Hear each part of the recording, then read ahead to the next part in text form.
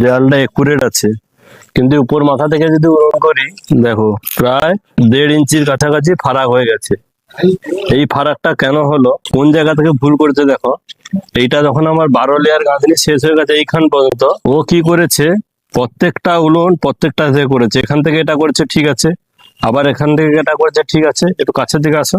আবার একটা থেকে একটা করেছে, মানে একটা লাইন গাঁথছে, আবার দ্বিতীয়টা এটা থেকে করেছে, যার কারণে কি হচ্ছে এতটা ভুলে মানে বেরিয়ে গেছে আর কি। এটা পুরো উপর থেকে যদি দেখি, এখানে দেখো পুরো 1.5 ইঞ্চি বেরিয়ে গেছে। ঠিক আছে, এই একটা ভুল। যখন গাঁথনি করবে প্রত্যেকটা একটা ইট থেকে প্রত্যেকটা উলন করতে হবে। এইটা থেকে যখন উলন করবে প্রত্যেকটা ইটা থেকে উলন করতে হবে।